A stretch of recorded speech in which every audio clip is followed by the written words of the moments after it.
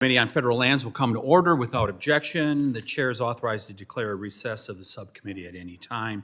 Subcommittee is meeting today to hear testimony on restoring multiple use to revitalize America's public lands and rural communities. I ask unanimous consent that the following members be allowed to participate in today's hearing from the dais. The gentlelady from Wyoming, Ms. Hageman, and the gentleman from Colorado, Mr. Clarke. Without objection, so ordered. Under Committee Rule 4F, any oral opening statements at hearings are limited to the chairman and the ranking minority member. I therefore ask unanimous consent that all other members' opening statements be made part of the hearing record if they are submitted in accordance with Committee Rule 3, Parent O. Without objection, so ordered. I'll now recognize myself for an opening statement. I want to welcome everybody to the first official subcommittee on federal lands in the 119th Congress. Last Congress, the subcommittee continued its bipartisan tradition by sending more than 15 separate pieces of legislation to the president's desk. In fact, if federal lands were counted as a full committee, it would have tied for the fourth most productive committee in the House last Congress. This is also based on a conservative estimate, since we're not counting the numerous other bills signed into law through comprehensive packages like the Explore Act. As we begin our important work in this new Congress, this subcommittee will work with the Trump administration and the new Republican Senate majority to restore multiple use to our public lands, empower local communities, and revitalize rural economies. And there's much work to be done. President Biden left America's public lands and natural resources in a sorry state. For 4 long years, President Biden and his federal land managers abandoned the long-standing and previously uncontroversial principle of multiple use. Instead, they adopted top-down preservationist schemes designed to placate extreme environmentalists. Along the way, Biden's officials never seemed to notice or care that their reckless policies were inflicting enormous damage on America's rural economy, housing affordability, energy dominance, and national security. While virtually no American was spared by President Biden's irresponsible natural resource policies, the harm was felt most acutely out west. Growing urban centers like Salt Lake City and Las Vegas suffer from exorbitant housing and rental prices, largely because they are encircled by federal land. Rural communities are facing economic devastation as generations-old grazing and logging businesses have had to shut down due to ruinous regulations. And on top of all that, the Democrats' profligate spending brought us the highest inflation in 40 years, which disproportionately hurt rural residents. The startling scope and arrogance of these policies were laid bare by the Biden administration's 30 by 30 agenda. Under this initiative, federal land managers sought to lock up at least 30% of the nation's land and waters by 2030. Seldom remarked was the fact that the federal government already owns 640 million acres, or roughly 28% of the nation's land mass, including nearly 50% of the land out west. The 30 by 30 initiative then was simply a misleading attempt to justify further land grabs. 30 by 30 was consistently cited when the Biden administration designated new national monuments or announced ill-advised mineral withdrawals. Under glaring abuses of the Antiquities Act, the former president sealed off nearly 6 million acres in California, Nevada, Arizona, Utah, and Colorado. Adding insult to injury, the federal land managers who planned and implemented these national monuments often displayed sneering disregard for local opinion. Again and again, local officials and residents reported that their questions and concerns had been deflected or ignored. This was also true of the BLM's public lands rule, which overturned the long-standing statutory precedent of multiple use and sustained yield. The rule empowers environmental groups and foreign entities to purchase so-called conservation leases and thereby lock up millions of acres of public lands intended for multiple use. Despite repeated requests to hold more in-person listening sessions from members across this dais in western states, the Biden administration refused to do so and pushed this rule forward over the objections of governors, local officials, ranchers, recreationalists, and countless others. Similar issues plagued the resource management plans issued by Biden's bureaucrats. In Colorado, Utah, Montana, North Dakota, and Wyoming, the BLM used resource management plans to prohibit energy production, limit economic activity, and block traditional access. And yet again, federal land managers simply dismissed local outrage. These examples lead to an inescapable conclusion. When bureaucrats in Washington turn their backs on multiple use, they also turn their backs on the American people. Thankfully, a unified Republican government means that relief is now at hand. Instead of ignoring local voices, we are putting Western communities back in the driver's seat to shape the land and resource policies that affect their lives. Further, committee Republicans will ensure that federal land managers understand that under our watch, coordination will always require attentive, good faith, and meaningful engagement with local communities. The days of ignoring and downplaying stakeholders' concerns are over. I could go on forever about these issues, but fortunately we have some high-caliber witnesses in front of us who are eager to share their expertise. So, in closing, I'd like to thank all of them for traveling here today. Please know that your insights are highly valued by each member of this subcommittee. With that, I yield and recognize the ranking member of the full committee, Mr. Huffman. Thank you, Mr. Chair. Pinch hitting for our subcommittee ranker for now. I appreciate it. This subcommittee will host some very important conversations in the coming months, conversations and debates over policy that will have profound impacts on the future of our public lands. And it is clear from the onslaught of attacks emanating from the White House that the heart and soul of America's public lands is at stake here. Between Project 2025 and its extreme targeting of public lands, and now the aggressive rollout of the Project 2025 agenda through executive orders, hiring freeze, funding freeze, there's no question that federal land management agencies, along with many other federal agencies, are under siege. This reckless and illegal action is delaying the delivery of critical funds to state, local, and tribal partners right now. It is paralyzing the implementation of wildfire mitigation projects, projects that keep communities safe. It is pausing or outright canceling the hiring process for critical personnel with vital functions like public safety, resource protection, and others. Shockingly, constituents in my district who are hard at work implementing post-fire disaster recovery and wildfire mitigation projects have been forced to pause these efforts without any idea how long this pause will even remain in effect. They could lose an entire season because of the administration's actions.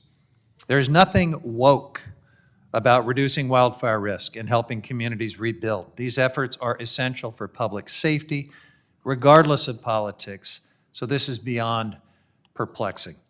On top of that, countless federal employees have no idea if they still even have a job because these tech bros, along with Elon Musk, these unelected, unaccountable private sector actors are rifling through all of their computer systems and private information, in some cases suggesting mass layoffs. And doing that with nonpartisan civil servants is incredibly short-sighted. This ego-driven vendetta is going to have grave consequences. And those who support it or those who simply stand by while it happens will own those consequences. The tech bros at DOGE have no idea how much Americans love their public lands. Visitation is skyrocketing, outdoor recreation is booming, and thanks to the hard work and dedication of the Biden administration, conservation is on the rise. Democrats are proud of the progress we achieved in the last 4 years, but unfortunately, the country's about to experience a massive sense of whiplash. Newly confirmed Interior Secretary Burgum has wasted no time in rolling out the Project 2025 playbook. His secretarial orders set the stage for rolling back practically every beneficial public lands policy from the past 4 years, exactly as called for in Project 2025. Rolling back initiatives like the public lands rule, stripping protections for places like the boundary waters, peeling back national monuments to hand over our public lands to polluting billionaire barons is a betrayal of the American people and the lands we all love. This plan, again, is right out of Project 2025, and Donald Trump swore up and down that it was not his plan. Many of you here denied it as well, but here we are with an administration that is following it to the letter. My Republican colleagues insist that they support policies that reflect their commitment and the input of rural communities. Well, let me tell you, there are going to be a lot of incensed rural stakeholders when the president carries through with his plans to roll back all of these protections. We have an obligation and a responsibility to manage our public lands in a balanced way that keeps future generations in mind and puts conservation on equal footing with other demands and uses. To put it in context of this hearing today, balance is a key component of multiple use. My district is full of rural communities, and I can assure you that the local input that Republicans repeatedly cite isn't just a blanket request for more development and extraction and pollution. Local input includes requests from tribes seeking to protect sacred sites and cultural resources from destruction by foreign mining conglomerates, or local communities hoping to preserve the unspoiled landscapes around them. That's why Democrats work with their communities to develop legislative solutions for public lands in their districts. Democrats also represent rural communities surrounded by public land, just like many of you. All you have to do is to look at the members of this subcommittee and the districts they represent. Unfortunately, our efforts are often blocked in Congress by our colleagues across the aisle. But first and foremost, we need to put an end to the uncertainty and the chaos that's going on right now because of President Trump's federal funding freeze. I really hope my colleagues across the aisle will start engaging on that, paying attention to the damage that is rolling out to all of our districts. If we really want to help rural communities, that is a good place to start. Thank you, Mr. Chairman. I yield back. Thank you for the opening statement, Mr. Huffman. And we're going to move on to witness testimony here. Let me remind the witnesses that under committee rules, you must limit your oral statement to 5 minutes, but your entire statement will appear in the hearing record. To begin your testimony, press the on button. On the microphone, we use timing lights. When you begin, the light will turn green. At the end of 5 minutes, the light will turn red, and I will ask you to please complete your statement. First, I would like to introduce the Honorable Eric Clarke, the County Attorney of Washington County, Utah. Mr. Clarke, you are recognized for 5 minutes. Thank you, Chairman Tiffany, Ranking Member Neguse, and members of the subcommittee for giving me the opportunity to address you today. My ancestors settled the area of Bryce Canyon National Park and the Grand Staircase Escalante National Monument. I was in high school in 1996 when the 1.7 million acre monument was created, and my town became surrounded by public lands that were no longer managed for multiple use. Professionally, I have worked in the Washington County Attorney's Office in Southwest Utah for 14 years and have served as the elected county attorney since 2020. I regularly work on public land issues involving federally protected plants and animals, land exchanges with the BLM, highway and water development projects, resource and travel management plans, and visitor crowding in Zion National Park. For better or worse, I am an expert when it comes to the often dysfunctional public land bureaucracy. My family has lived in southern Utah for 6 generations. My grandpa Clarke worked in the Escalante sawmill, which relied on timber harvested from Forest Service land. He also ran cattle on BLM-managed lands that are now part of the Grand Staircase National Monument. His livelihood relied on positive and functional partnerships with federal land management agencies, and he lived a long, happy life. Unfortunately, the sawmill is now closed because the Forest Service could not provide consistent timber permits. Running cattle becomes more and more difficult due to constantly changing federal land management and restrictions. I have 6 siblings, but only 1 lives in our home county. There are simply not enough high-paying jobs to keep people in the area. I live in nearby Washington County, which, in contrast to my home county, is thriving economically.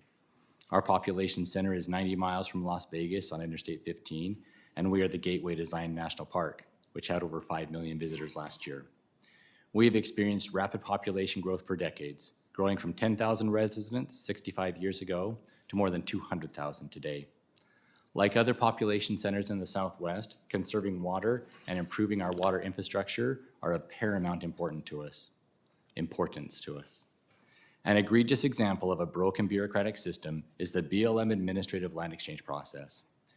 We must improve our water reuse capacity, and the first step in our comprehensive water reuse plan was to complete a non-controversial land exchange where the county would acquire a reuse reservoir site and BLM would receive designated critical habitat that would increase the size of the Red Cliffs National Conservation Area. The BLM estimated it could complete the simple exchange in 18 months. but it has been 8 years, and the exchange is still in process. We cannot meet our water needs if every step in the federal process takes a decade to complete. We also have to build new arterial roads to meet our growth demands.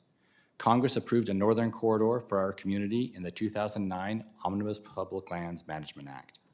In that same bill, and with our county support, Congress designated 250,000 acres of wilderness, 110,000 acres of national conservation area lands, and 165 miles of wild and scenic river.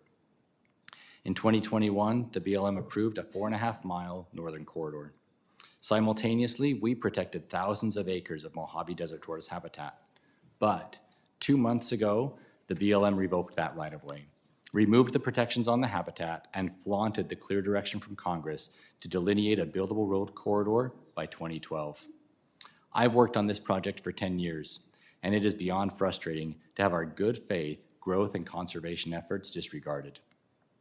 Communities surrounded by federal lands need reliable and responsive federal partners. For communities to thrive, we need consistent multiple-use management. Congressional action on permitting reform, including judicial review, will be helpful. Maximizing public uses on federal lands also depends on congressional oversight of how federal land management agencies' handbooks and internal policies are utilized to thwart or delay multiple uses on those lands. We need consistency in land management decisions.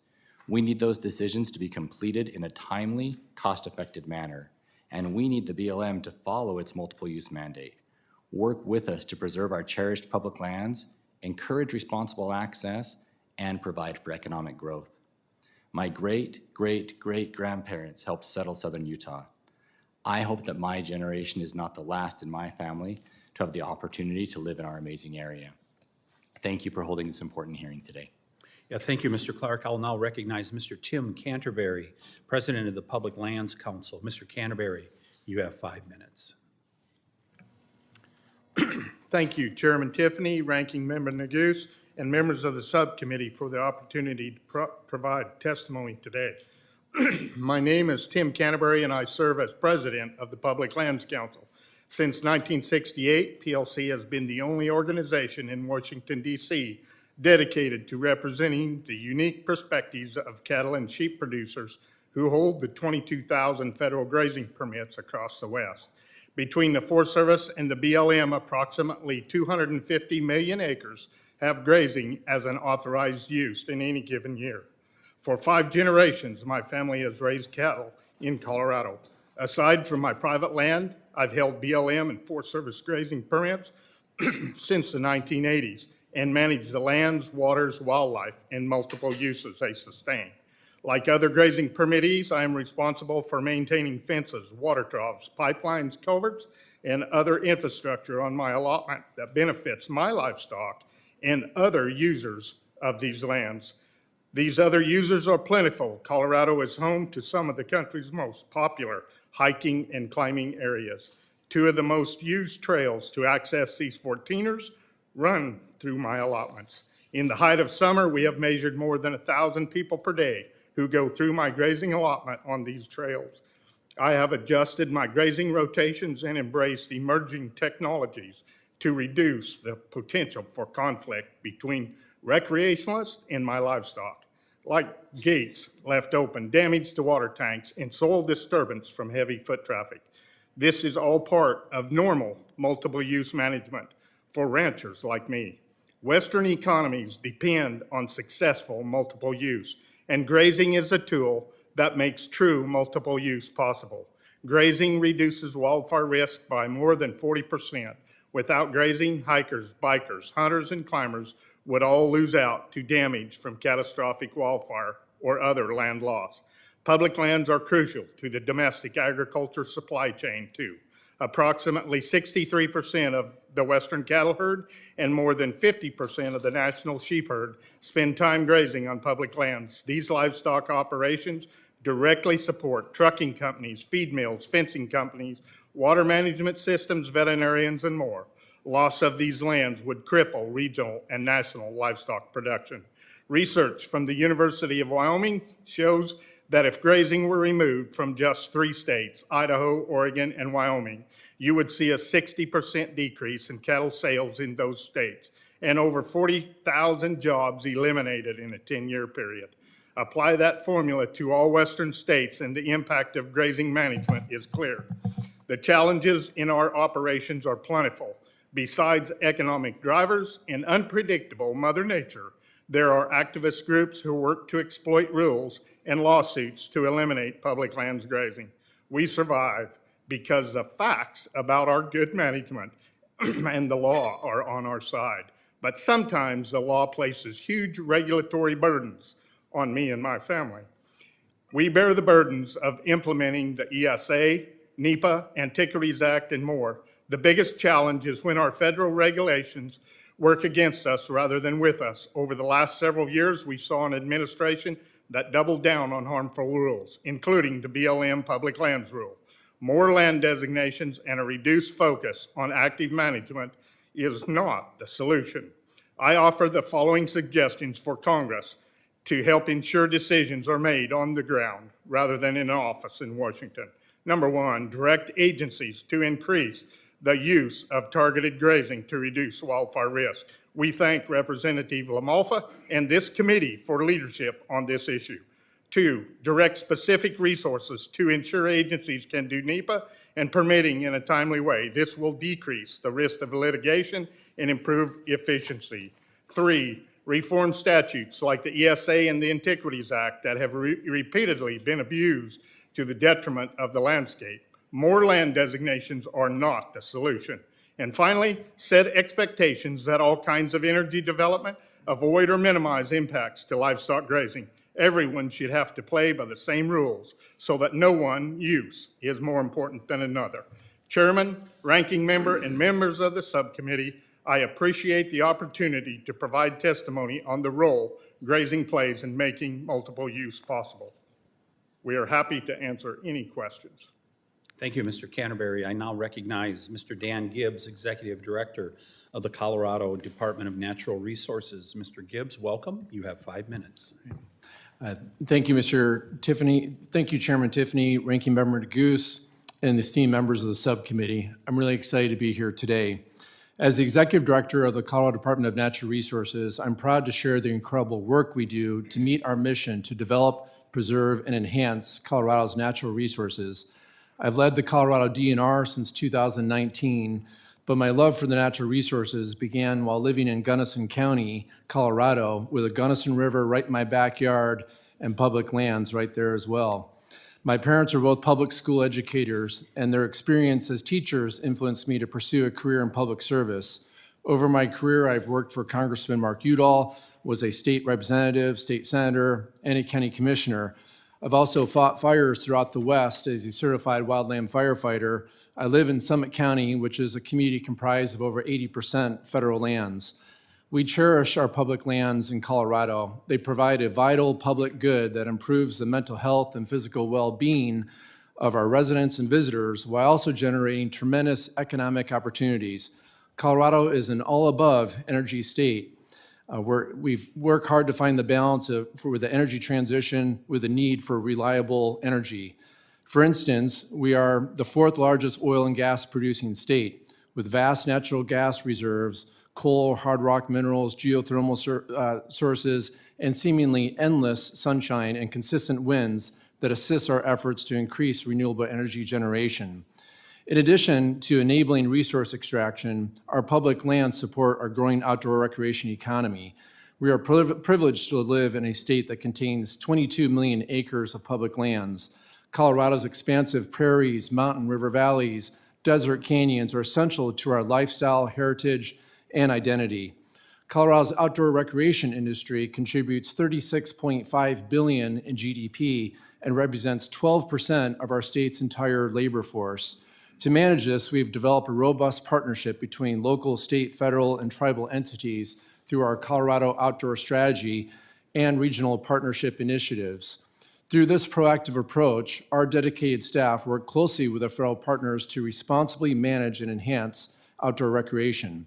In Colorado, we proudly work hand in hand with our federal partners as evidenced in our successful co-management of the Arkansas Headwaters Recreation Area since 1989.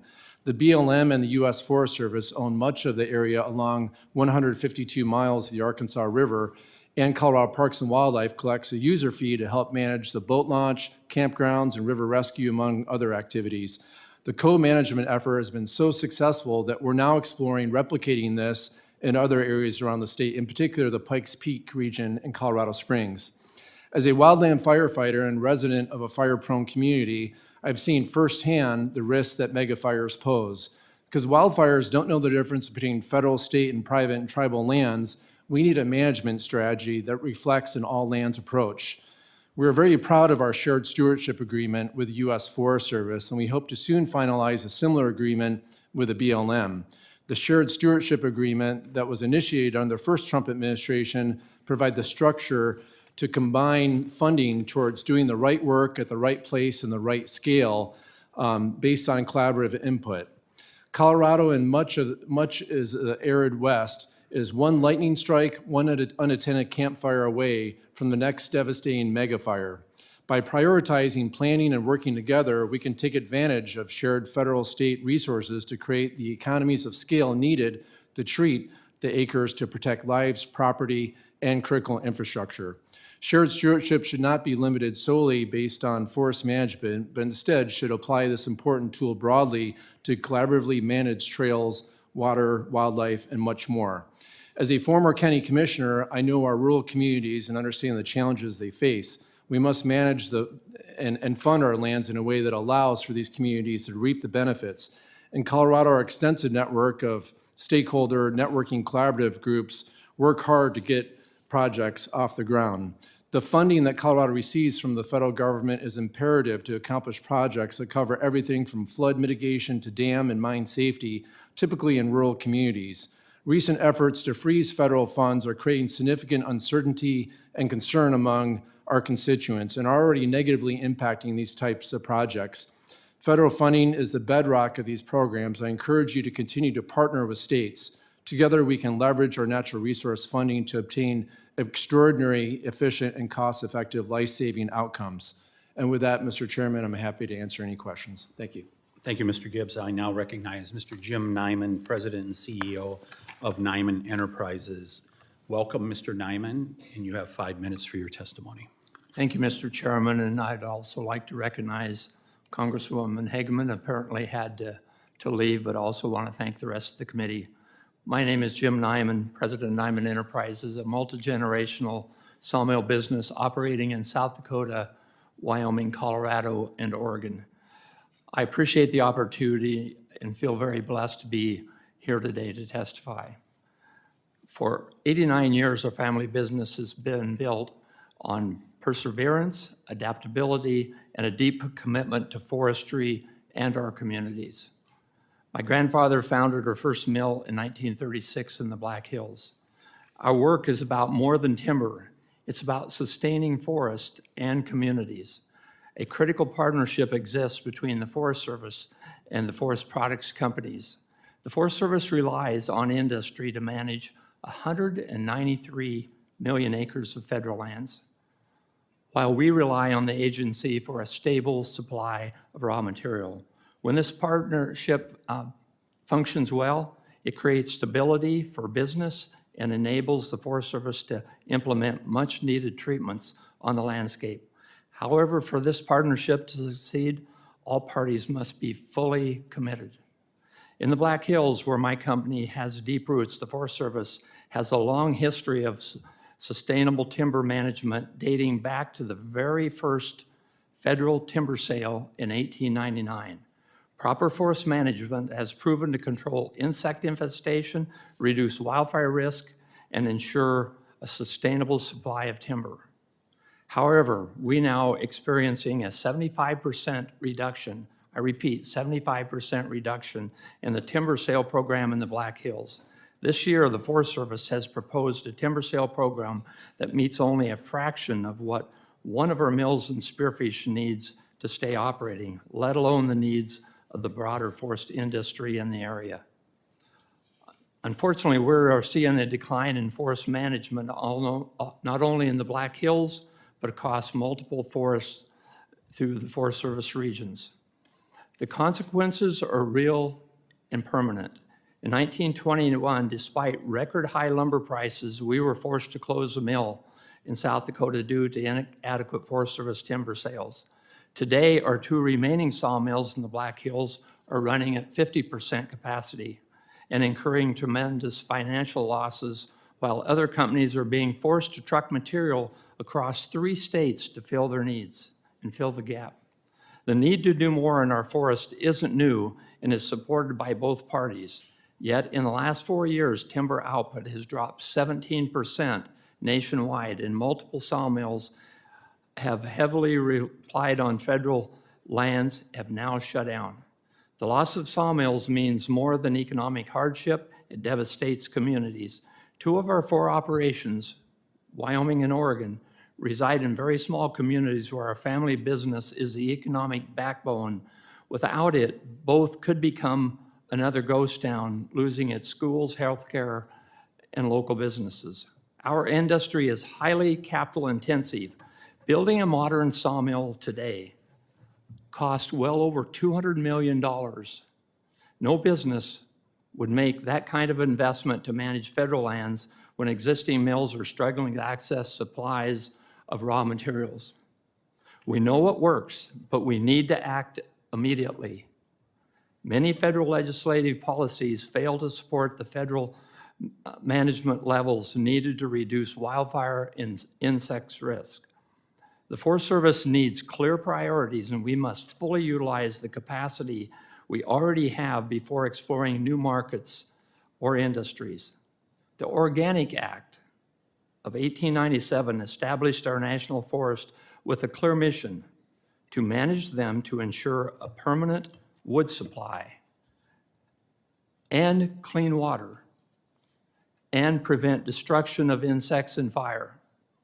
Today, we are failing to meet those objectives. Reduced management is harming forests, watersheds, wildlife, and communities. These problems are fixable, but we must act fast. So to save the forest, communities, and the industry that we depend on, we have a very serious situation here, and I just want to thank you for your time, Mr. Chairman, and God bless America. Thank you, Mr. Neiman. Now we'll take members' questions. Members, you will have 5 minutes for your questioning. We will start out with the gentleman from California, Mr. McClintock. Thank you, Mr. Chairman. You know, listening to the ranking member and the Democratic witness talk about the need for more money, I'm struck by the fact that throughout the 20th century, we not only maintained healthy and fire-resilient forests, we made money doing it.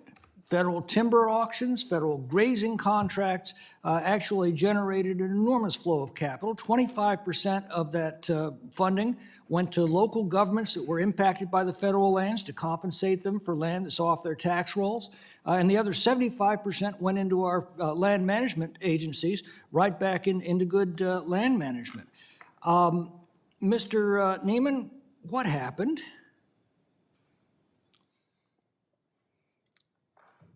I can reflect back into the 70s and 80s and watch what we went through, but when I look at what happened in the 90s and the reduction of the Forest Service cutting the volume considerably back, and we lost a lot of sawmills through that time period. Yeah, we saw that in the Sierra Nevada. We saw a 75% reduction in timber harvested off the federal lands, and we saw a concomitant increase in acreage destroyed by catastrophic fire in the same period.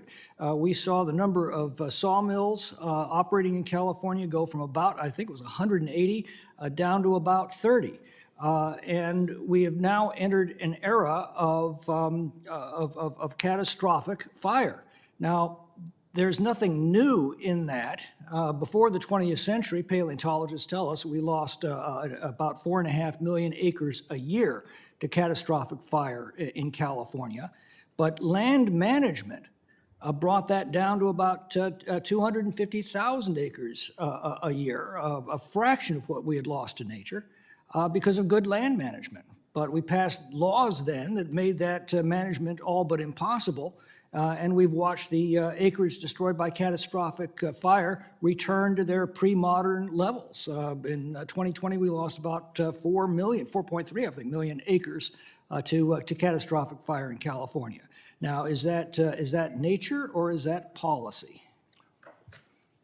Well, I would refer to policy first, but when you recognize that most of those forests are growing from 1 to 2 to 3 to 4% a year, and you're compounding that growth every year for now 3 decades, you've increased your inventory of carbon in that forest horrendously from what it was naturally back 100 years ago. So you have, policy has caused a huge problem in building back to where we now have catastrophic fires due to the fuel load on all those forests. Mr. Canterbury, we not only auctioned off excess timber to provide revenues for land management, we also did a great deal more ranching. You mentioned that sheep and cattle ranching that suppressed brush growth. Why aren't we doing that these days at the same levels we used to?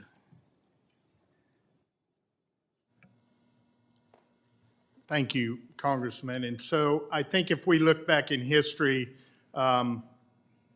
significant reduction to the AUMs that is allowed today, what there was 30, 40, 50 years ago is very significant.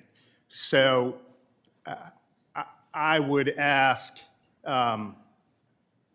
we need good, nothing replaces good conservation and land management on the ground. Right. It can't be made back here, I'm sorry.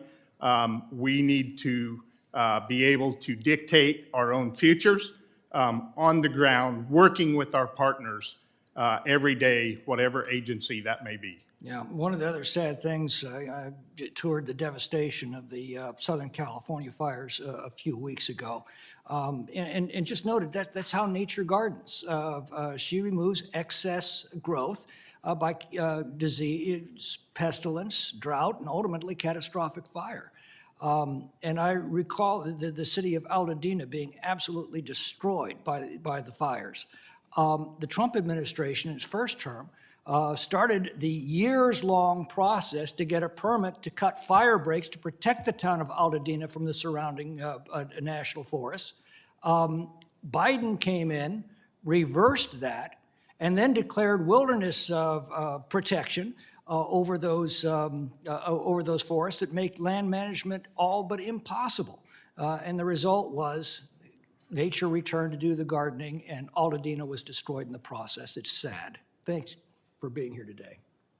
Thank you. Gentleman from California yields. And I'll recognize the gentleman, the ranking member of the subcommittee, Mr. Neguse, for 5 minutes. I thank the chairman, and thank you to each of our witnesses for being here, for traveling to Washington, D.C. In some cases, we appreciate your testimony. In particular, I want to thank my good friend and someone whom I think has been an exceptional public servant in the state of Colorado for many, many years, and that's a commissioner, state representative, state senator, and now, of course, executive director Gibbs.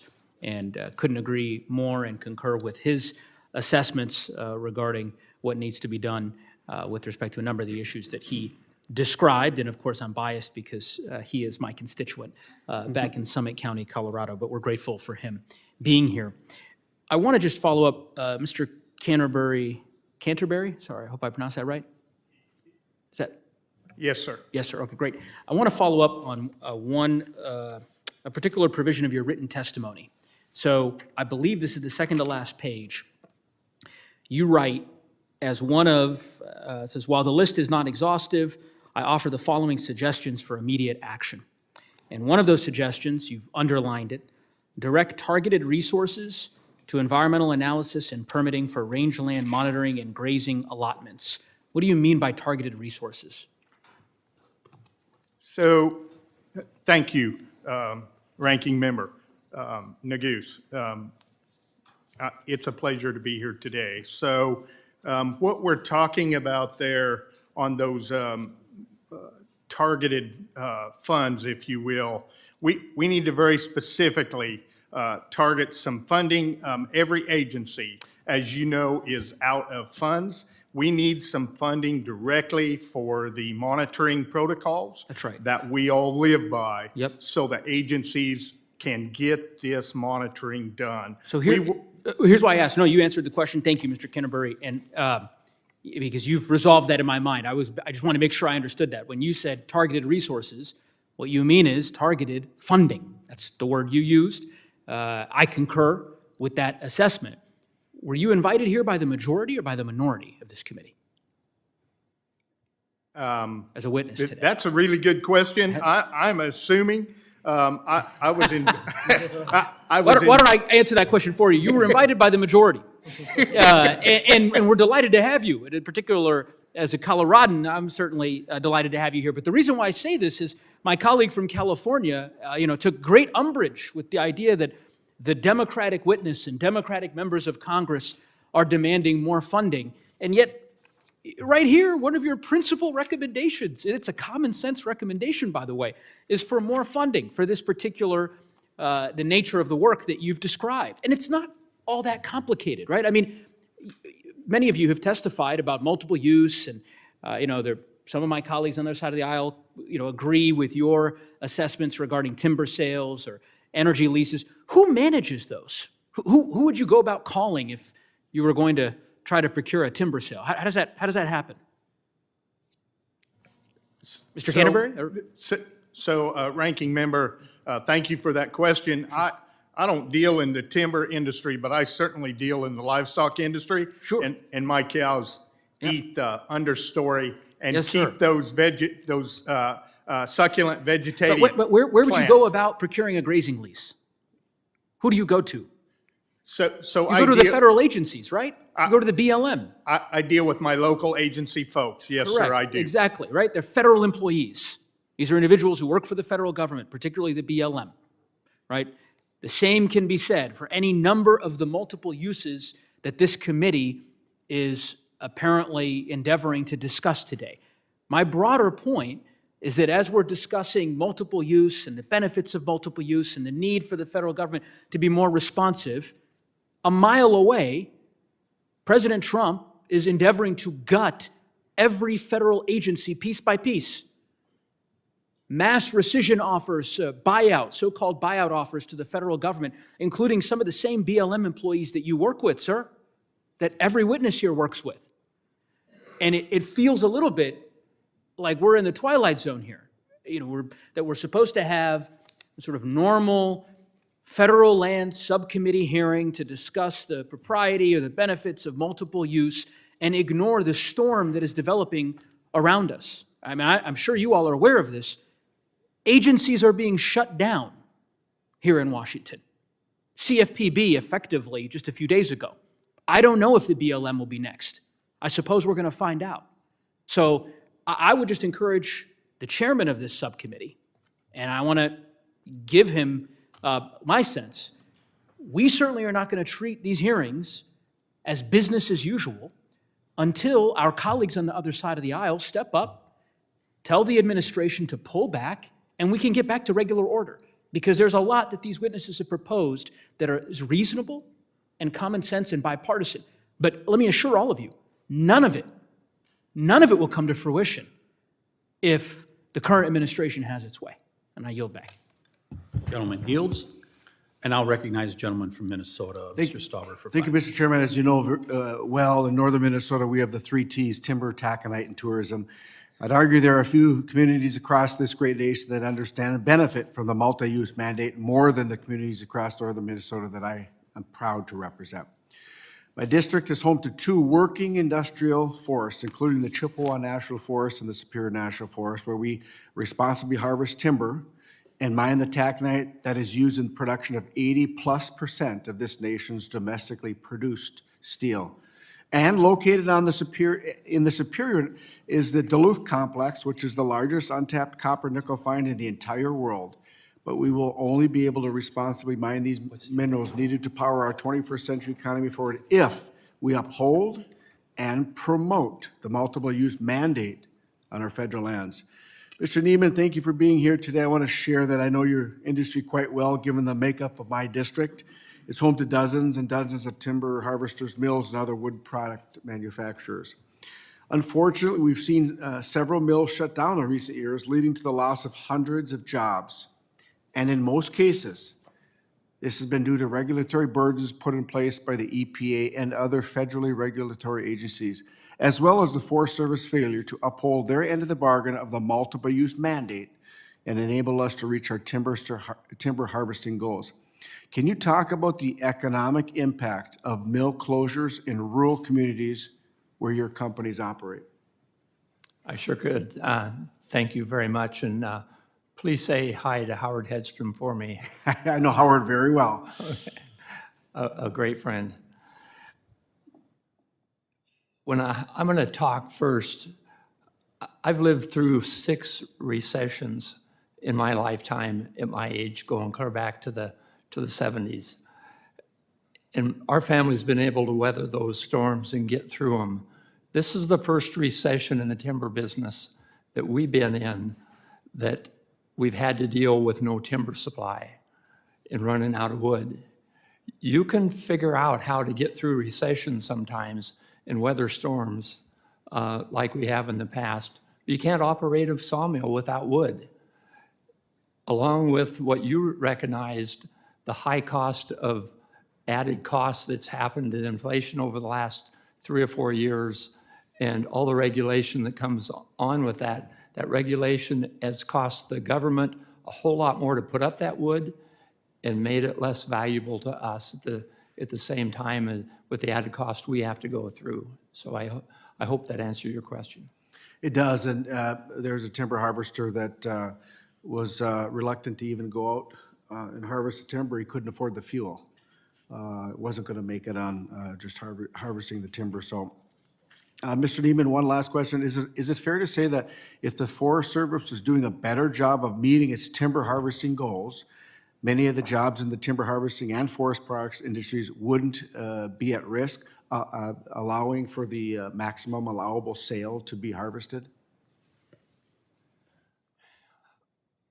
I don't know of any place in the country that's, right now, if you know of any, I don't know of any forest meeting their ASQ. Right. I know of none. That's the point of the question. Thank you. Thank you. Mr. Gibbs, is a forest fire subject to a NEPA analysis? That's not hard. No. Is a forest fire subject to PM/NAAQS regulations? No. What does a better job of sequestering carbon from our atmosphere? A manufactured wood product, an insect-infested tree, or a burnt forest? You know, That's not hard either. It's a manufactured wood product. Mr. Gibbs, thank you very much. Mr. Chair, I yield back.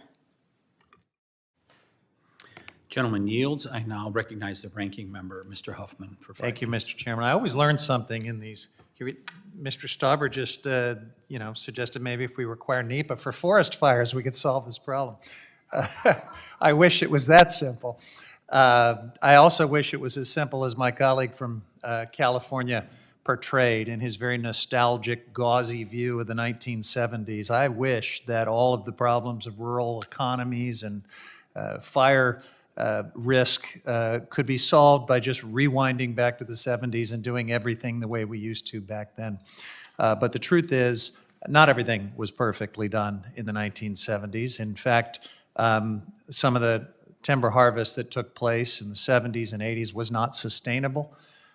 Some of these clear cuts created long-term damage. I mean, we still have watersheds that are bombed out, fisheries that are devastated by erosion and other problems from some clear cutting that just shouldn't have happened, at least not in the way that it did. Not only driving some species to the brink of extinction, but devastating salmon in the western United States. And we've had to spend so much public dollars trying to restore a lot of the damage that was done then. And I look around my district, and some of the most unhealthy forests that we have were forests that were clear cut during that golden age and then replanted with, even-age plantation forests that are totally unhealthy and very vulnerable to catastrophic fire. So we shouldn't be too nostalgic and gauzy about the 1970s. We're all trying to solve problems here, but I think we've got to do it with clear eyes. And so, Director Gibbs, I wanted to ask you just about what's happening right now with this federal funding freeze, because in my district, I just recently talked to the Humboldt County Resource Conservation District about how the freeze in federal funding and all of this chaos and uncertainty is causing their entire community wildfire defense program to just be frozen and suspended. And of course, they work with other partners, with tribes and local governments and private landowners. Often the federal funding leverages all of those other resources. It gets people working together in ways that they wouldn't otherwise collaborate. And we are now weeks into a freeze. We could be months in before it's over. We could lose the entire season.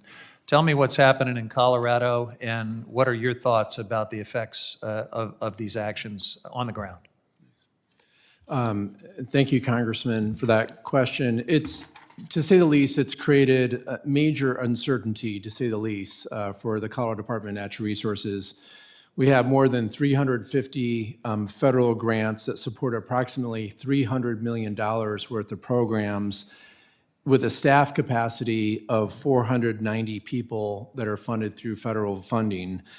We do extensive work at the Department of Natural Resources. Picture us like almost like a miniature Department of Interior. We handle land, water, wildlife, minerals, and oil and gas. And let me just give you a quick snapshot of some of these potential impacts. And we're really monitoring this closely because it's day by day. I actually have meetings initially when the executive orders came out where I had meetings first thing in the morning and then later on in the afternoon, because there was such uncertainty for me and my staff to understand what are we going to be reimbursed for, who's going to be our partner. Just a couple days ago, I actually, my staff asked us if I should fund a $4 million critical dam project that our Parks and Wildlife team manage. And this is considered a dam where if there was a breach or a earthen dam where there would be, there could be huge consequences for a local community if not funded. We decided to fund that program moving forward without really knowing if we're going to be reimbursed. But everything from wildlife operations to outdoor recreation, aquatic nuisance species, as you know, out west, that's a huge challenge.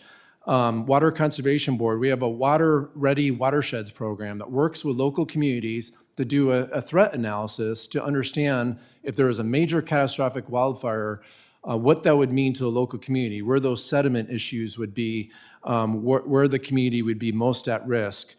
We also have a floodplain mapping unit that's funded through federal government. And then our Energy and Carbon Management Commission, we have our orphan well program. And then to this date, within our Division of Reclamation, Mining, and Safety, a program for our abandoned mine program, which is funded through IIJA funds, are frozen right now. Yep. And this is looking at like critically life and safety of people in Colorado, where if our team can't get in there and do remediation work, it could have seismic, challenges for our communities. And so it's created uncertainty and huge challenges and confusions, to say the least, but we're monitoring it very closely. Thank you very much. Yield back, Mr. Chairman. Gentleman yields. I now recognize Mr. Amadei from the great state of Nevada for 5 minutes. Thank you, Mr. Chairman. I appreciate it. It's interesting to me to hear questions regarding public lands. Obviously, that's this subcommittee, and how things are going and uncertainty that's caused by things from members that have left. As a state that the federal government owns between 80 and 85% of, and if you don't think that's impact, and that's not, sir, you got my attention. We said, hey, 80% of my county, but I was busy feeling sorry for you because my colleague to my right said, that guy used to be my boss. I'm going, geez, I wonder how he's holding up. But anyhow, nonetheless, I want to just start with before all this uncertainty of 23, 24 days ago, and let's start with you, Mr. Gibbs. Can you tell me if the Forest Service before 24 days ago was fully staffed for all their positions in your state?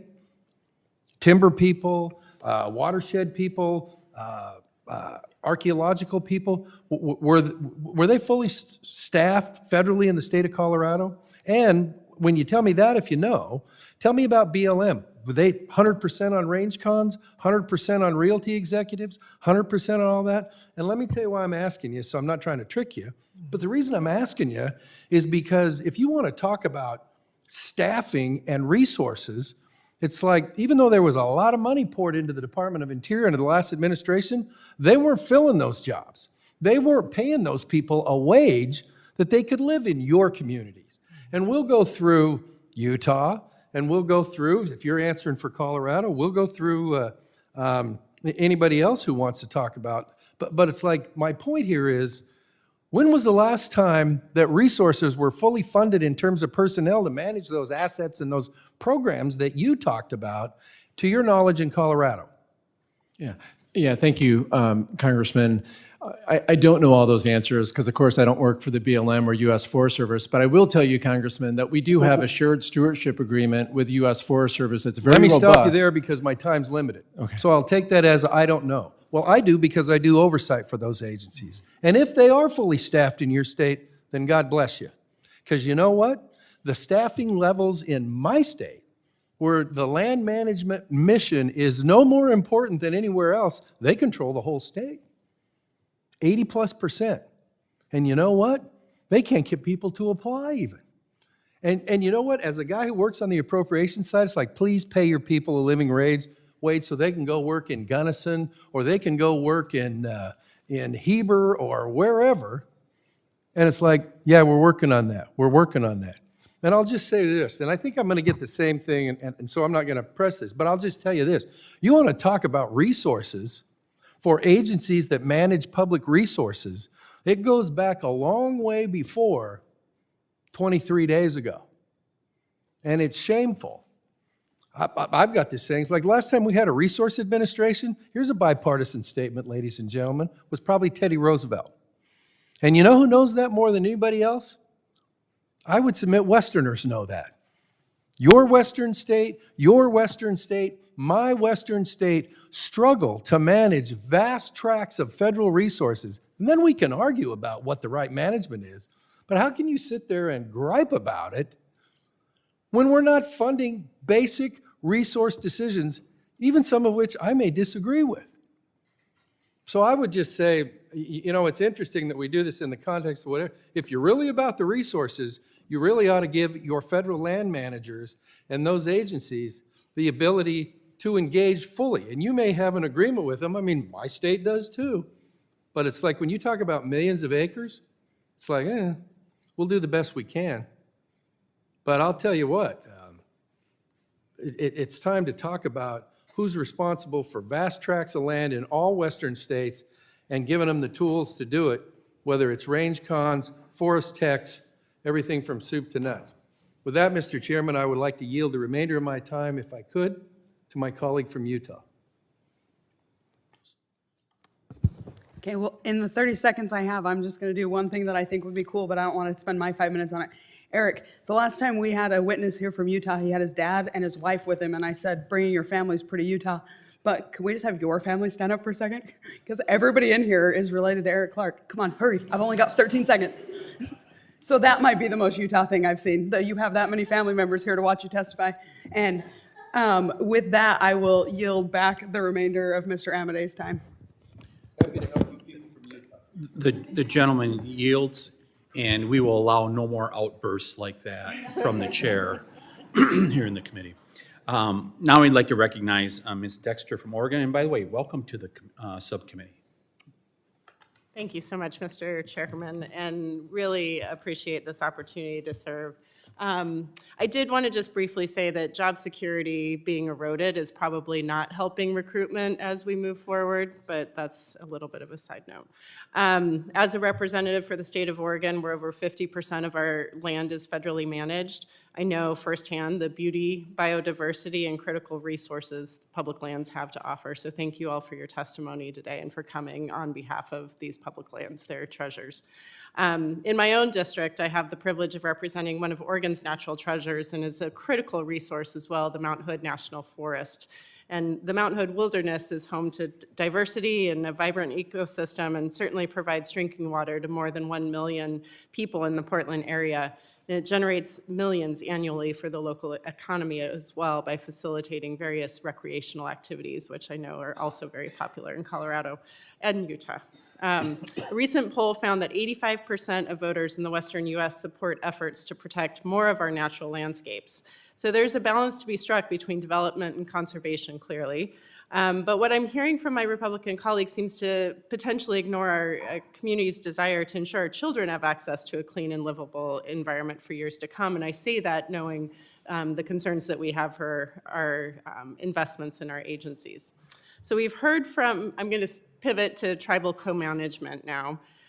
We've heard from witnesses today that an important component of public lands management involves the input of local communities. And if we want to ensure public lands are managed for the greater good, we have to acknowledge that the ecological expertise of local indigenous communities are a key component of achieving this goal. So it's for this reason I'm interested in advancing efforts led by my predecessor, Mr. Blumenauer, to ensure the Warm Springs tribe in Oregon is made a true partner in the U.S. Forest Service's efforts to steward the public lands within and around Mount Hood. So Mr. Gibbs, you noted in your testimony the importance of shared stewardship. What are the benefits of incorporating tribal voices into that stewardship of federal lands, and how might these co-management plans improve our conservation efforts? Thank you, Representative, for that question. In Colorado, we have a very strong working relationship with our two federally recognized tribes. It's Southern Ute and Ute Mountain Ute. And we do not have currently co-management agreements, but we do have very strong state to tribal relationships that we can explore, that in the future. We're currently working very closely on fire mitigation work, where we can, partner on reservation land, exploring, state funding that could be there. Our team is working monthly to work together to really find a sweet spot to make sure that their voices are heard. I brought in a assistant director on tribal affairs for the Department of Natural Resources so we can look at all of our 8 divisions and really look for potential partnerships and collaborations moving forward. Great, thank you. And it's clear that these indigenous communities have cared for these lands for life immemorial or time immemorial. So we must therefore do better to seek their partnership. So thank you for your leadership in that regard. In 2020, the Mount Hood wilderness was ravaged by 2 wildfires, and crews are still working on reopening recreational areas. Mr. Gibbs, you are a certified wildland firefighter by training. In your experience as a firefighter and your capacity now as the head of Colorado Natural Resources, do you think that tribal co-stewardship has helped in efforts to curb wildfire with the efforts you've made? Yeah, they have definitely helped for sure. And I was actually, it was a great honor to serve on the National Wildfire Commission, where we came up with 148 consensus-based recommendations. So whether you're a Republican or Democrat on this committee, I really urge you to take a hard look at those recommendations, and tribal voices were a strong voice on those recommendations. So most definitely, we look for partnerships. Very good. So I'm going to conclude in my 28 seconds. It's vital that we work together to promote policies that strengthen our local economies without sacrificing our children's ability to grow up and have access to these clean, livable environments. And I look forward to working with the majority on these policies, and I believe our tribal communities will look forward to that as well. Thank you. Gentlelady yields. I now recognize the gentleman from Idaho, Mr. Fulcher. Thank you, Mr. Chairman, and thank you to the panel for coming and sharing with us today. This is always educational for us, and forgive some of us who have competing committees. We bounce in and bounce out, so if I do hit a repeat, that's why. But thank you again for being here. And Mr. Chairman, thanks for having this hearing. The multiple use issue is hugely important. As pointed out, the federal government's got about 640 million acres of land across the U.S., and about 33 million of those is in my home state of Idaho. And in Idaho, the Bureau of Land Management manages around 11 million acres for multiple use purposes, and the Forest Service is about 20.4 million acres, including significant portions of 3 national forests. But here's the rub. The deferred maintenance backlog just for the U.S. Forest Service, this is across the country, but a lot of that's in Idaho, is somewhere in the neighborhood of $8.7 billion with a B. For Interior, that number is somewhere around $32 billion. That's the deferred maintenance backlog. So whether you agree with the federal management and the process and all that or not, the bottom line is they're overwhelmed. There's just simply not the resources to do it. And the ramifications of BLM public lands rule in Idaho have been hugely substantial. Stretches of BLM managed rangeland critical for livestock grazing have been heavily affected. And our ranchers are now required to renew grazing permits under restricting conditions. That places additional burdens on their operations, threatening the economic viability of our communities. Additionally to that, for some time, our sawmills have been facing closures because the logging project permits have not been available. Not the timber's there, we got more than enough of that. We can't get the logging project permits from federal land, and it fails to meet our industry needs. Mr. Neiman, I did catch most of your opening statement, but you described some of this, maybe not in the same words, but how do you think that we best hold our federal agencies accountable? From your vantage point, how do we ensure that, that we can improve some of those access to some of the resources we've got? One of the things I'd look really hard at, and thanks for a very important question, one of the solutions I would use would be good neighbor authority. I know in Idaho, because I know a bunch of the industry in Idaho, in Wyoming, in Colorado, that have strong ties to, through their state agencies, particularly state forest, to help out. So good neighbor can step in and know what's best on the ground in those states themselves. So I would love to see in this transition that we're going through right now that more authority is given to the states to step in and treat those lands because they know what's best. They're the ones that have to deal with the fires and the insects.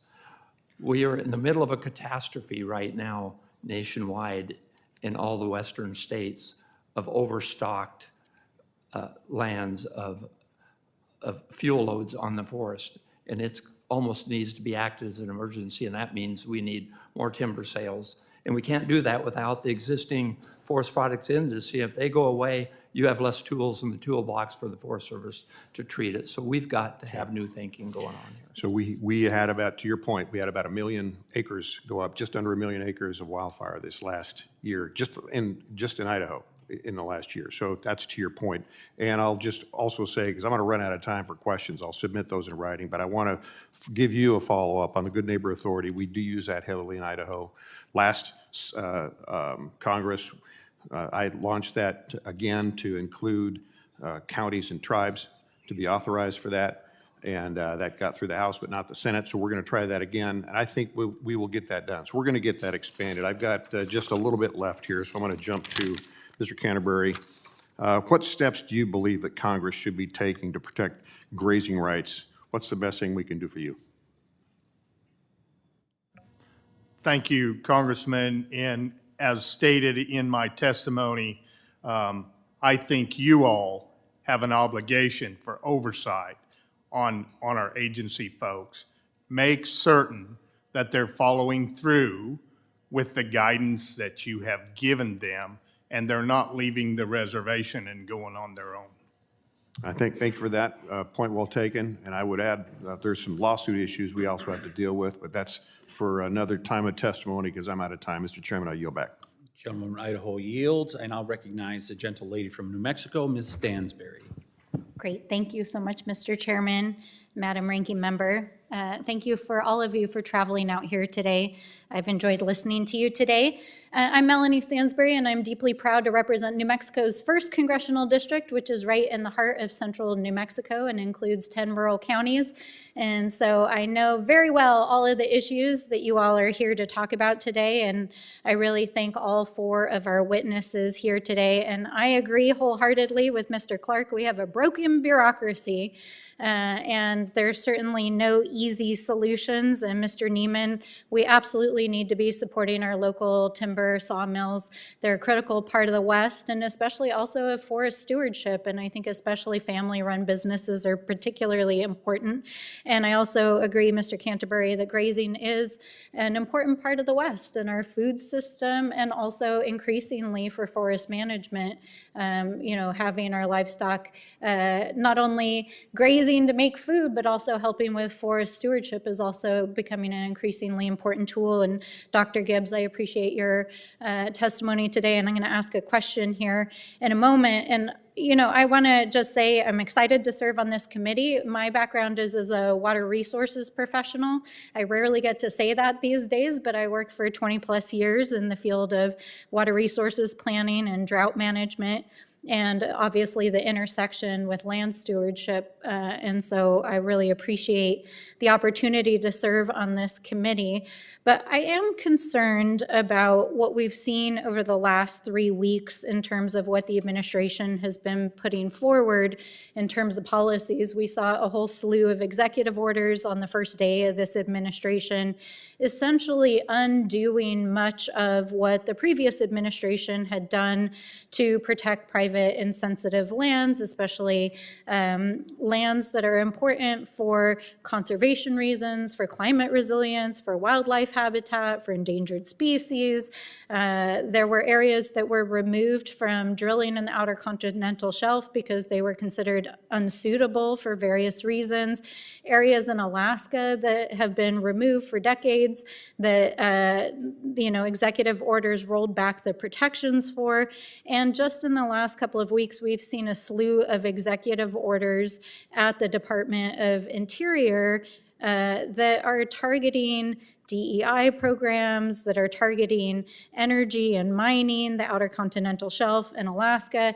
And we're also hearing that the Department of the Interior is reviewing the protection for national monuments. And I think all of these actions by the administration need to be discussed, because when you take them in the entirety of what they add up to, it's not just the rollback of the work that the last administration did. It's really the opening of massive amounts of public lands, waters, and mineral resources across the West to multinational corporations. And for what purpose? In the case of New Mexico, they're talking about taking away protections for Chaco Canyon. This is one of the most sacred places on the face of the planet for our Pueblo and Dene people. And they want to actually open up the greater Chaco Canyon area for oil and gas drilling so that some oil and gas companies can make a few $1 million off of it and ruin it for all of eternity. They're talking about the same. They're talking about opening, a vast mining operation at Oak Flat in Arizona, which is the sacred site of the Apache people for thousands of years. There are reasons why we protected these places. It's not an ideological affinity for some, technical term around multiple use. It's because they're sacred, because they have cultural importance. And the funding freezes are going to have real impacts for our communities. All of you have talked about land and water impacts. And Dr. Gibbs, I know you've already answered this, but, taking away and freezing all of this funding, millions of dollars to states, tribes, and local governments that could help with land stewardship, what kind of impact is that going to have on our communities? Yeah, thank you for that question. It could have devastating impacts on, just let's think about wildfire issues. Devastating impacts on protecting life, property, and critical infrastructure. From your experience being a water leader, impacts just on wildfires alone, if we don't have the resources and staff capacity to get out there to do fire mitigation work, to put together fire breaks, to work with our local communities to make sure we're doing work at the right pace, right location, right scale, could have dramatic impacts, not only on people in my community, but I know you know Colorado River issues well, too, of course, but could have devastating impacts on 40 million people that depend on Colorado River water, for example. And so the relationship we have with our federal partners, you know, whether it's dealing with remediation of orphan wells or old abandoned mines, water quality and quantity, these are life and death issues for people. It's not just something that should be wrapped up into politics at all. This is something that, being the head of the Department of Natural Resources, I think of often. You know, I stay up at night thinking about not if but when we have our next mega fire, and thinking about all the different partners that are involved with fighting that fire and so forth. Whether it's the BLM or the U.S. Forest Service, they're my brothers and sisters as we work to problem solve with this. And so it is scary to think about what potential impacts we could have. And we're just really monitoring it closely because we're just not sure right now what's in versus out, what's considered Green New Deal or what's not, you know. And for us, it's common sense partnership at the end of the day that we need. Thank you very much, and thank you, Mr. Chairman. And I hope that these funding freezes, and obviously the courts are weighing in right now, but I think, you know, as was noted, this is life or death, especially in our fire-prone communities. And I noted, Dr. Gibbs, you're also a firefighter. Thank you for your service. Thank you. The gentlelady yield. Okay, the gentlelady yields. I now recognize Representative Malloy for 5 minutes. Well, I want to thank all of the witnesses for being here. I know this is a big sacrifice, and it really is helpful for us. I have follow-up questions for Mr. Canterbury, Mr. Gibbs, and Mr. Neiman, but you can probably relax because I have my old boss up here, and I only have 5 minutes to ask him questions. So I probably won't get to any of you. I may have to ask follow-up questions. So for my colleagues, you know Eric Clarke is a smart guy because he hired me right out of law school before he knew if I had passed the bar. But also, when I first interviewed, he hired somebody else, not me. He hired me the second time. So this is a really long revenge plan I'm working on here. Now I've got him where I can ask him questions. Mr. Clarke, you talked about consistency in your testimony, and some of these are projects you and I worked on together, where we're working with an agency and they make one decision, but it takes them years to make a decision.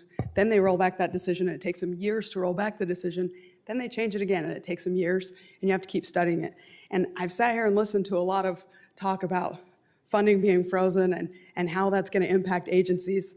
I just wonder if you can give us a guess. How much money do you think it could have saved taxpayers in Washington County if the agencies targeted, like our friend Mr. Canterbury suggested, targeted resources on getting projects done instead of dragging their feet for years while taxpayers are paying for man-hours and also analysis? Thanks, Congresswoman. I just have to warn everybody, you never know what someone you're gonna hire is gonna do to you after the fact. Easily, our county taxpayers are easily losing $2 to $5 million a year as we're trying to work through these broken processes on projects that we know need to happen, that everybody agrees will eventually happen, but we just can't get them there. Yeah, and is it fair to say that on some of the projects we've worked on together, there may be one personality in an agency that for ideological reasons just disagrees with what the county's trying to do, and one person in an agency can drag their feet and slow a project down for years? Yes. Is that fair? Okay, so I've been in a lot of hearings. I've been doing policy for a long time, and I always hear from agencies, we're expected to do more with less. They want us to do more with less. We can't fill our positions. We don't have enough people. I'd like to see agencies do less with less. And thank you, Mr. Neiman, for reminding us that the Forest Service has a mission, and it's a very targeted mission. And what I see is them doing a lot of things that are not that mission, but they can't fill the positions that are focused on watersheds and production. And so, Eric, I just want to, would you unpack for us a little bit, either with the Northern Corridor or with the Habitat Conservation Plan, how many people at those agencies you have to work with to do something that everyone agrees is a good idea and is eventually going to happen. Yeah, thank you for that question. You're welcome. So in those of us that are boots on the ground in these situations, we work every day with our federal partners. And they want to be our federal partners, right? These are people that are living in our communities, that are doing work that they love, that are trying to help stuff get better. And so when we put together a land use application, we go into them and we say, hey, we need a new road. How are we going to make this a win-win? Or we need a new water project. How do we do that? We're interacting with the whole team, and we're doing it regularly, consistently, and we're having some back and forth and working through our disagreements.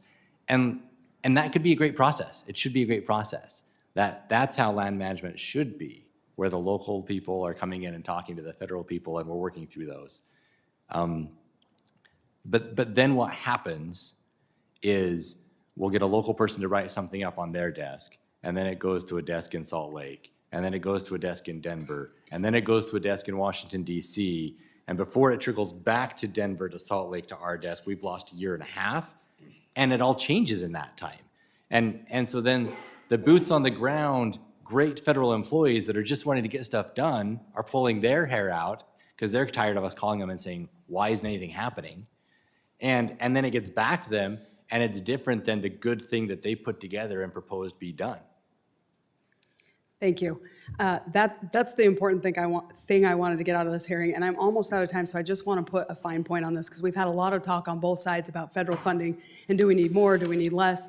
And I agree with our friend next to you that it needs to be targeted, it needs to be focused on the agency's mission. And we're Congress, we control the purse strings. So right now, we've got an administration that's trying to show where money's being spent well, where it's not being spent well, and just remind everyone to ignore the hysteria and focus on the balance of power. We have an oversight obligation, and we're doing it here. Thank you all for being part of it. And with that, I am out of time. I yield back. Gentlelady yields. I now recognize Ms. Randall for 5 minutes. Welcome. Thank you so much, Mr. Chair. It's a delight to be here in this subcommittee to have a good discussion about federal lands management. I have the great honor of representing Washington State's 6th District, which is most of the Olympic Peninsula and a little bit of the city of Tacoma. And in the peninsula, we are lucky to have the Olympic National Park. Park that spans 922,651 acres and includes 95% designated wilderness. And surrounding the park, we also have the Olympic National Forest, federal forest land. We are really lucky in Washington to have this unique ecosystem in our backyards, and many people who have lived there for generations and generations, including the usual and accustomed land of 12 federally recognized tribes who have stewarded it since time immemorial, and many folks who choose to move to the beautiful Pacific Northwest because of this unique place. I'll never forget one of my first canvassing experiences as a state Senate hopeful when I knocked on the door of a Republican woman who said, "Oh, don't waste your time with me. I'm not going to vote for you." And then I asked her what she cared about, and she said protecting the waters that are home to the orca whale in Washington State. And that really exemplifies to me how bipartisan the protection of our unique ecosystem is in Washington's 6th. One of the things that is special about this place is how many ways folks have to access the lands. Folks hike and camp. They hunt and fish, and science happens in the forests and in the waters, of the Hoh River and Lake Quinault, and in the national park and along the Pacific coast. It's also an incredible boon to our economy to attract folks out to visit this special place. Mr. Gibbs, the outdoor recreation economy in Washington State accounted for 639, not in Washington broadly, accounted for $639.5 billion in 2023 nationwide. We know that parks and public lands are centerpieces of this business, and that means jobs and opportunities for communities, especially communities like mine. Could you talk about the role you've seen public lands play in the outdoor recreation economy in Colorado and how selling off public lands to corporations or shutting down our access to recreation in order to create more resource extraction might impact it? Thank you, Representative. And I was just thinking, what a beautiful location that you represent. I'd love to visit that area sometime. In Colorado, we're also really blessed with just amazing, beautiful outdoor spaces and vistas and rivers. We're also blessed with amazing outdoor recreation opportunities. I would argue that we have some of the best, or the best, places to go skiing and to hunt and fish, to go rafting with your friends and family and so forth. And outdoor recreation is $36.5 billion to our state's GDP. So it's significant. And, I'm here in Washington, D.C., and I would argue anyone in back of me, I would ask them, what do you think of when you think of Colorado? Many people think of the world-class recreational opportunities. And I think it's really important to note that in Colorado, we work hard to find a balance. We can be the fourth largest oil and gas producing state, while at the same time having the best skiing opportunities, while we also have some of the best mountain biking opportunities, and working hard to find a balance. We also have what's called our outdoor regional partnerships. Mr. Canterbury and I really agree on, there's one particular location in his community called Envision Chaffee County, where we work hard to bring the ranching community together, along with the mountain bikers, along with the firefighters, and all different user groups to try to find that sweet spot, because it's not them or oil and gas or recreation. It's recreation and it's preservation and it's conservation and it's supporting our wildlife. So it's all the above approach that we work really hard in Colorado to strive for. Thanks. Don't forget the timber. And the timber industry plays an important role too. Thank you, Mr. Gibbs. Mr. Chair, I yield back. Gentlelady yields. Now recognize the Vice Chair of the Subcommittee, Mr. Kennedy, for 5 minutes. Thank you, Chairman Tiffany, and I'm honored to work with you as the Vice Chair. Thanks for that opportunity, and thanks to the witnesses, particularly Honorable Clarke. And Mr. Clarke, thanks for being with us and tolerating your former employee's persecutorial questions that she has. I'm looking forward, actually, to working with all of you to make sure that we revitalize and restore multiple use of federal lands together. I think we can do that. The Biden administration has ignored Utah's needs and neglected their duties to keep federal lands open to the public. By limiting Utah's resources, the Biden administration artificially limits the state's economic growth and has limited the opportunity for housing and jobs for young Utah families. The youngest state in the union is Utah. And we're supportive of using these lands so that these young families can have an opportunity to grow. In addition, I refuse to allow the federal government to neglect Utah lands any longer, and I'm looking forward to working with the Trump administration to find solutions to bring much needed relief to struggling Utahns, particularly in our rural communities. And so, Mr. Clarke, I had a question for you in that regard, because you know very well the Northern Corridor, and thanks for your written testimony. It details a lot of what's happened in the Northern Corridor in Washington County. It's been negotiated in good faith under Trump and mandated by Congress. And this happened despite the county's extreme efforts to secure additional protections from the Mojave Desert tortoise. And I'm committed to working with the Utah delegation and the Trump administration to construct the highway and boost Washington County's economy. How did the Biden administration's decision to refuse the Northern Corridor affect the locals, tourists, and the Mojave Desert tortoise is my first question. I mean, the short end, thank you, Mr. Vice Chair. And I apologize if I slip and refer to you as Senator. That's because the last time we did this, you were in the State House, or the State Senate. It harms all three. When we can't build infrastructure in a rapid growing area, that harms quality of life, it harms the ability for tourism to continue to flourish, and the regular residents. But the fact that we went so far above and beyond, where the road had already been said, Congress had already said, you're going to get a road there, but we still mitigated for it under the Endangered Species Act. in order to prevent a lawsuit. We went so far above and beyond and protected thousands of acres of desert tortoise habitat. Then to have that taken away just felt like a slap in the face to us.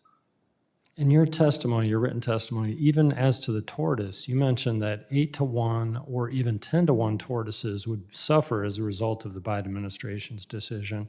Can you expand a little bit on that? Yes, so tortoises are unique and endangered species in that they don't move fast. And so we can go out, we can put a road through tortoise habitat. We can clear the tortoises. We can put in tortoise culverts. They're burrowing animals. And so we can put a road through habitat with some impact, but really pretty minimal impact. And that's what we proposed to do, was put a road through an area, and then we offset that with 7,000 acres of protected area, half of which was developable. Now that developable 3,500 acres, if that gets bulldozed and houses go there, that's not the same thing as having culverts under a road. That's permanently taking away the habitat. Yeah, thank you for that explanation. I'll yield the rest of my time to my extremely outstanding colleague, Congresswoman Malloy, who's got some additional questions. I'm abusing my authority like I always do in your subcommittee, Mr. Chairman, and I appreciate your patience with me. Mr. Clarke, one more question is probably all I have time for. But one of the things I wanted to point out at the end of my time and ran out of time for is that in the case of the Northern Corridor or the Habitat Conservation Plan, who pays for your time? My county taxpayers, And who pays for the time of the people who work at the Habitat Conservation Plan? also county taxpayers. We have a big team, including biologists, that are all county employees, And who pays for the time of the county commissioners who've been negotiating this? also county taxpayers. And who's paying for the time of all the federal people who are dragging their feet and making it take longer? And that is all of us as a country. So we're talking about a road. We know how to design it. We know how to make it tortoise friendly, but we've got people who are applying for a permit, people who are slowing down the permit, and the taxpayers are paying all of them. So when we talk about how we could do less with less, this is what I'm talking about. We could design a road, make it environmentally friendly, and mitigate for any impact to tortoises in a small fraction of the time that it's taken and with a small fraction of the taxpayer dollars spent that it's taken. And so it's sort of a charade we're playing to pretend that all of these processes we're going through are doing anything good for tortoises or for the taxpayers. You've got 8 seconds if you want to respond to that. I couldn't agree more. So much resources are wasted, and so many good things are prevented from being put into place because we can't get projects done. And if I could make any ask, anything that Congress can do to help cut through that tape, and not just impose time limits or reduce things, but actually reduce the bureaucracy so that we can get stuff done, is gonna help those of us that have to get things done on the ground able to accomplish things. Thank you. And thank you for yielding me your time. I appreciate it. The Utah delegation yields. I now recognize the gentlelady from Wyoming. Thank you. Lest we forget, the 2001 Clinton roadless rule denied access, management, and use to 58.5 million acres of Forest Service lands. It was the largest rulemaking in U.S. history at the time. And since then, we have watched as our forests have been decimated because of a lack of active management. Global warming and climate change are nothing but a scapegoat to cover up the true impact of the Democrats and radical enviros' failed land management policies.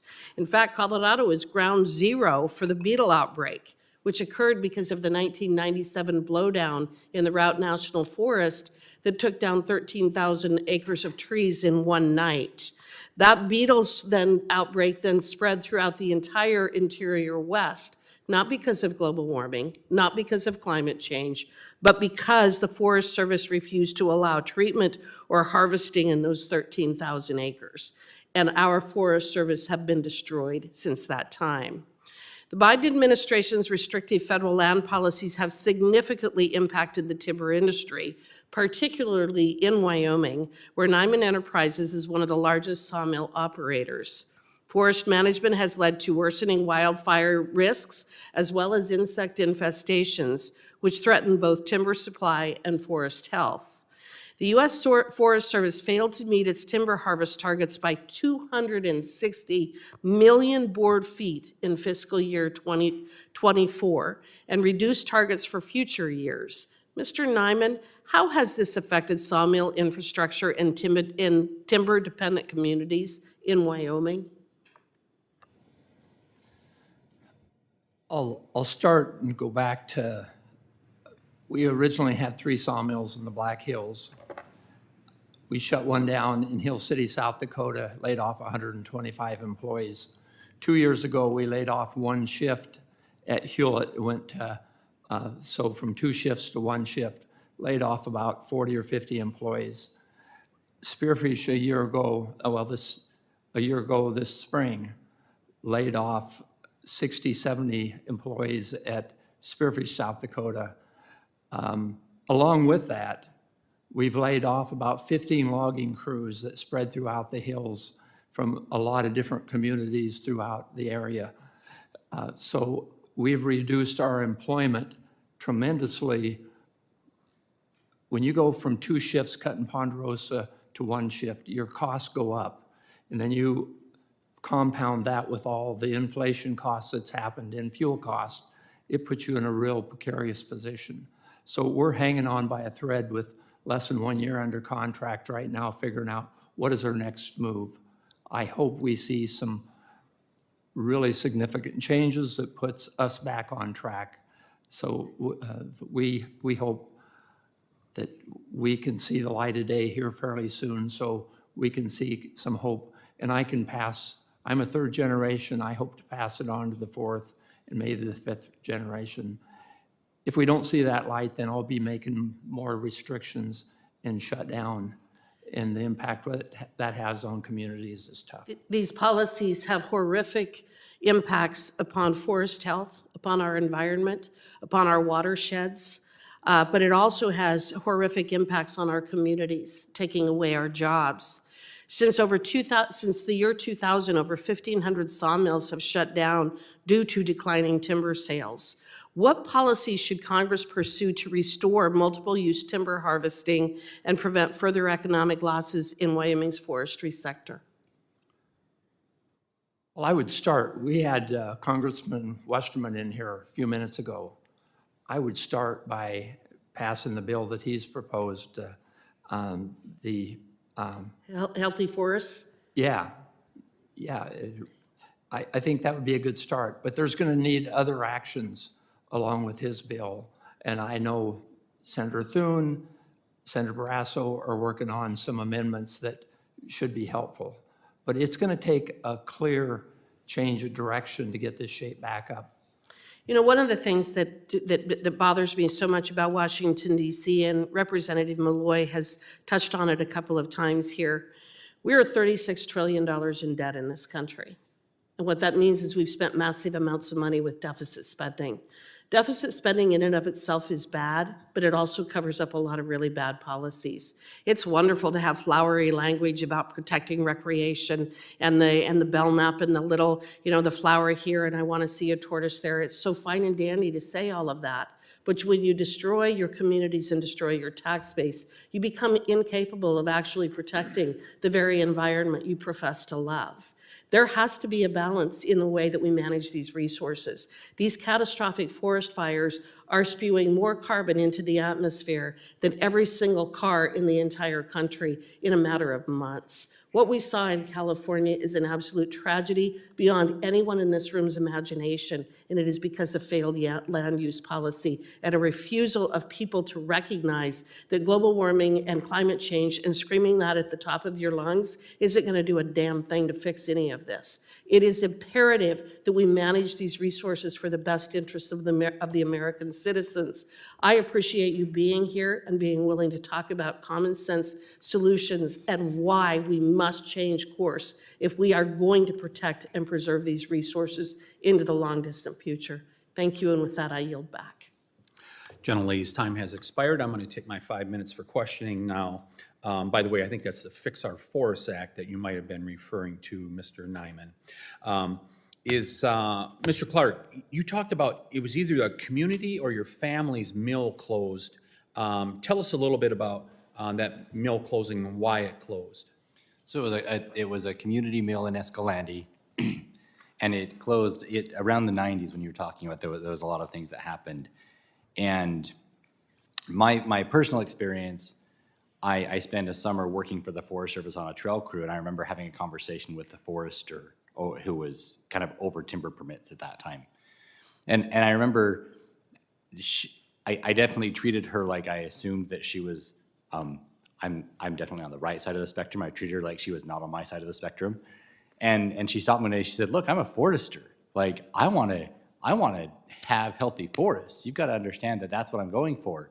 And so she and I had a conversation about the forest. And what would happen is a Utah-based environmental group would file a lawsuit every time they issued a timber permit.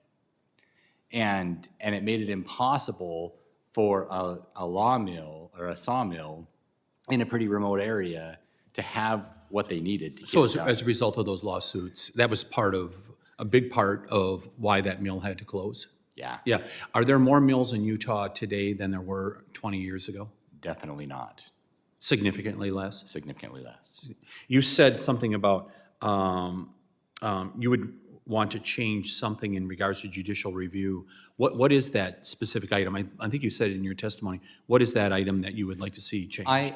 So we were the victims of an out-of-court settlement where had the Biden administration just defended or stepped away and let us defend an action, we would have been fine. But the environmental groups filed a lawsuit challenging something that the Trump administration had approved, and then there was an out-of-court settlement that wasn't based on anything important. And so what we need is more certainty. The sue and settle thing harms us. So it was a sue and settle? Yes. And it's been used time after time, hasn't it, to stop projects, to stop proper management in the western states in particular, is that right? And in particular, projects that have gone through the whole process and have been green-lighted finally, and then they get this sue and settle that isn't based in the facts. It's just based on the politics. Yeah, thank you. Mr. Canterbury, earlier you had a number of questions from Representative Neguse, and he tried to get this committee to believe that the first thing you believe in is that there needs to be an increase in funding. They call it resources here in Washington, D.C. There needs to be more resources. That's called greenbacks by most people. Is it necessary to increase the budget by the Bureau of Land Management to get more money to you, or could there be money that could simply be redirected and get it to the ground in order to be able to get the permits that you need? So if I may, and I'll try not to take too much time, if we just back up in history, when I used to walk into the agency office, there would be 3 people in the office that managed the entirety of the resources and the lands that are being managed today with 300 to 400 people. Those 3 people could talk to us and sit down and figure out what was the best. We cannot regulate conservation. Conservation comes from those of us that's on the land. Yeah. So in other words, if the dollars are spent appropriately, you can get the permitting process can be completed for grazers like yourself. Is that correct? It can be completed. You can help simplify that permitting process. Mr. Neiman, if we change regulations, and would you rather have us change regulations and permitting, those type of things, or would you like the federal government to give you more money? The first, for sure. Less regulation. I don't want more money. Businesses should stand on their own if it's given a fair chance. So regulation is helping destroy us. How many families lost jobs as a result of the mill closures, that the reduction in some of your mills and the mill closures? How many families have lost jobs? Directly related to us, along with the independent contractors, someplace between 150 and 200 families lost their jobs. If I go back to what happened in the 90s, I think it was like 26 or 30,000 jobs were lost. It was a huge amount. 26 or 30 to 30,000 jobs where? That was throughout the West. Throughout the West. And Are Americans more likely to buy a 2x4, or you name whatever wood product, are they more likely to buy that from an American company these days than they were 40 years ago? I am seeing a strong trend to lean back to support buying American. Buy from the US. I'm feeling that. Compared to 40 years ago, when you look at today, with the mill closures that we've had across the United States, are you more likely to buy a 2x4 that's been made in the United States today than you were 40 years ago when we had a lot more mills? Yes. We're more likely to have it 40 years ago that it might have been made in America. Is that correct? Yes. Yeah, and it would really be nice to get back to that time, wouldn't it? Yes. Yeah. I have a whole bunch more questions, but, you know, I listened to this from the ranking member when you talked about Humboldt County out in California, and that, boy, things are just going to fall apart as a result of that. Are you completely dependent on the federal government? Is that what's being said here? When you hear a statement like that, I don't think anyone should want to be put in that position. And this conjecture that we may not be able to complete projects, let's see if those projects actually do not happen, because I can tell you the Trump administration is going to make sure that money gets to those frontline communities rather than funding that 400 people that it now takes to get a grazing permit out. Let's do it in an effective, efficient manner that reflects the wants and needs of the American people. So with that, I conclude my questioning, and I want to thank all the witnesses for their valuable testimony. Members of the subcommittee may have some additional questions for you, and we will ask that the witnesses respond to those questions in writing. Under Committee Rule 3, members of the subcommittee must submit questions to the subcommittee clerk by 5 p.m. on Friday, February 14th, 2025. The hearing record will be held open for 10 business days for those responses. If there is no further business, without objection, the Subcommittee on Federal Lands stands adjourned.